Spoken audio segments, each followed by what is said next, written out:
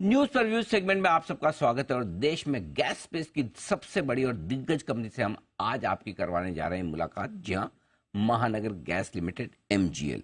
1995 में इस कंपनी की शुरुआत हुई थी 1995 पर, और नेचुरल गैस डिस्ट्रीब्यूशन करने का कारोबार करती है ये कंपनी। एमएमआर और रायगढ़ में गैस सप्लाई का कारोबार है। मुंबई में तो लीडर है, मोनोपोली है। और गेल इसकी होल्डिंग कंपनी, एक तरह से आप कह सकते हैं गेल के पास 32% हिस्सा, 32.5% हिस्सा एमजीएल का है। आइए आपकी मुलाकात करवाता हूं मैं कंपनी के मैनेजिंग डायरेक्टर आशु सिंघल साहब हमारे साथ कार्यक्रम में हो रहे हैं शामिल, जिन्हें हाइड्रोकार्बन सेक्टर का 31 साल से ज्यादा का गहरा लंबा अनुभव है। एनआईटी सिलचर से सर ने मैकेनिकल इंजीनियरिंग में ग्रेजुएशन की है, एमबीए किया है, ऑपरेशन मैनेजमेंट की बहुत ही तगड़ी आपकी एक्सपर्टाइज है। दिसंबर 2022 से सर एमडी हैं एमजीएल के, और उससे पहले गेल के कॉर्पोरेट स्ट्रेटेजी और रिस्क ऑफिसर भी आप रहे हैं। ओएनजीसी और तलचर फर्टिलाइजर जैसी दिग्गज कंपनी में आपने डायरेक्टरशिप पहले ली है।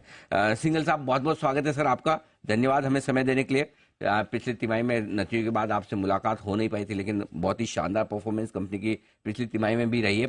अब कुछ मुद्दे हैं जिन पर मैं आपसे राय जरा लेना चाहता हूं। एक तो हमने 13 जून को अभी हाल ही में एक बड़ी इंटरेस्टिंग स्टोरी भी की थी, बड़ी खबर जो आ रही है कि सरकार एलएनजी कॉरिडोर पर बड़ा काम करने जा रही है और सारे स्टेक होल्डर्स जो हैं उनसे बातचीत कर रही है।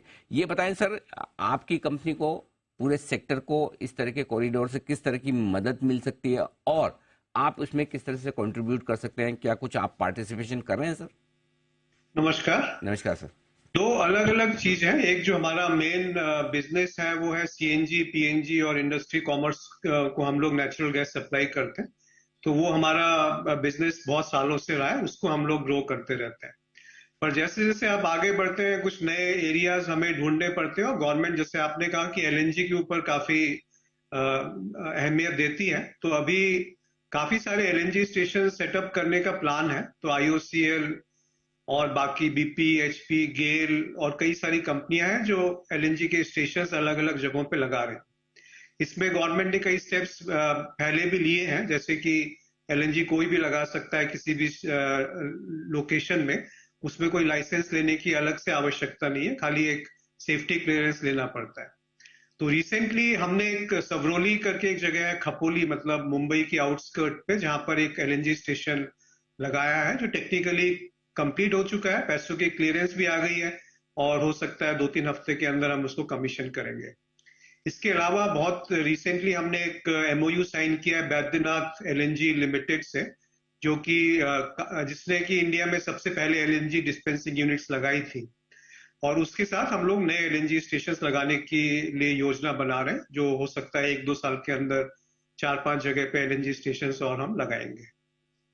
परफेक्ट। तो एलएनजी को लेकर भी बड़ा काम करने की तैयारी महानगर गैस लिमिटेड की है। एक नया फील्ड, जैसा आपने कहा भी सर, कि जो एग्जिस्टिंग बिजनेस है वहां तो ग्रोथ है ही है, वहां ग्रोथ जबरदस्त दिख रही है सर। ये क्वार्टर के रिजल्ट्स भी तगड़े आए, मार्जिन हम देख रहे थे 24% तक पहुंच गए, बहुत ही जबरदस्त सुधार है। सस्टेन करेंगे या इसमें और इंप्रूवमेंट की गुंजाइश है? जरा बिजनेस के आउटलुक को भी एक बार बताएं सर, कैसे देख रहे हैं आप?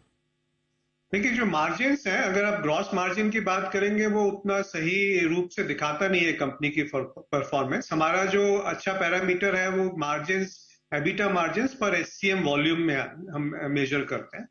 तो पिछले फाइनेंशियल ईयर में वो 8.5 रुपए था पर एससीएम, जो हमने वॉल्यूम बेचे थे, और इस फाइनेंशियल ईयर में मतलब 22-23 में वो 9.5 रुपए था। आपने सही कहा, लास्ट क्वार्टर में वो अच्छा था, 11 रुपए से थोड़ा ऊपर था। पर आगे जाकर के जो हमारी मतलब पास्ट में भी परफॉर्मेंस सही है, 8 से 10 रुपए के आसपास ये मार्जिन रहता है।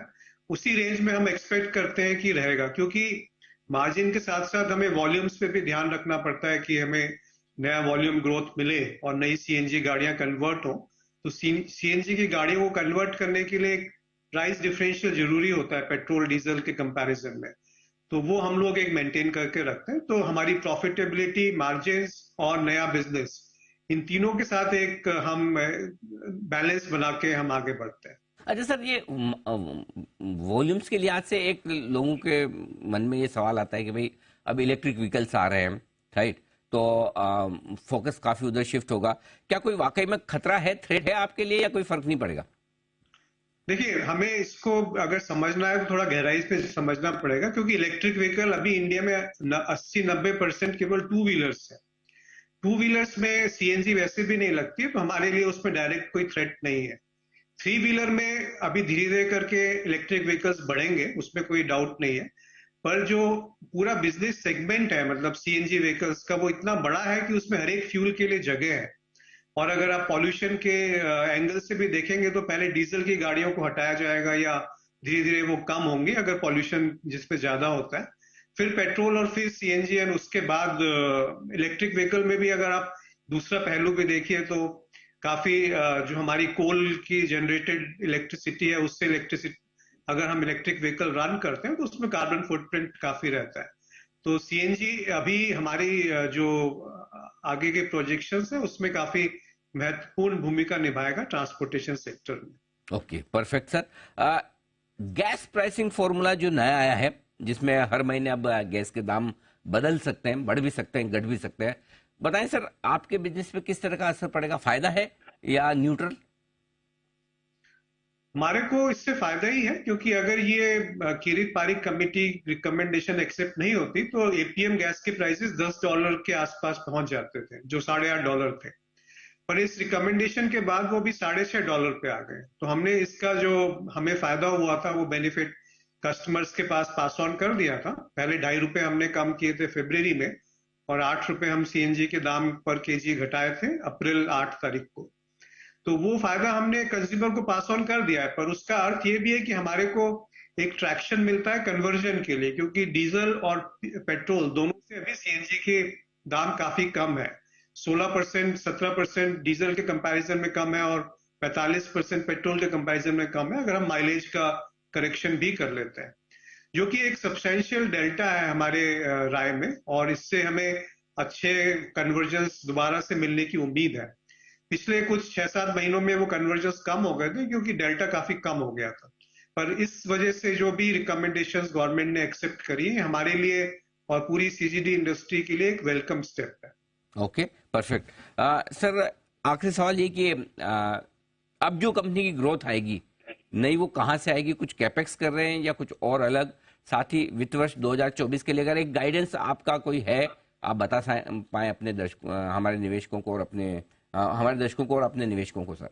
जी, देखिए अभी हमारा जो प्लान है वो कैपेक्स तो उसी रेंज में रहेगा। लगभग 700 करोड़ का हमने खर्चा किया था कैपेक्स में लास्ट ईयर, और 700-800 करोड़ का खर्चा हम इस साल भी करने की उम्मीद है। इसके अलावा 500-550 करोड़ का एक हमने जो कंपनी यूनिसन एनवायरो के नाम से शेयर परचेज एग्रीमेंट साइन किया है। तो नवंबर में आकर के जब पीएनजीआरबी के अप्रूवल्स आ जाएंगे तो हमें उम्मीद है कि वो शेयर्स हमारे नाम पे आ जाएंगे। तो 500 करोड़ हमारा जो ऑलरेडी हमारा किटी है पैसे की, उसमें से हम लोग उसको खर्च करेंगे। इसके अलावा बाकी की जो हमारे फिजिकल इंफ्रास्ट्रक्चर क्रिएशन का जो हमारा एक प्लान है, वो हमने उसको और स्केल अप कर दिया। जो 25 स्टेशन हर साल करते थे नए, वो हम 40 स्टेशन के आसपास प्लान किया है इस साल करने का।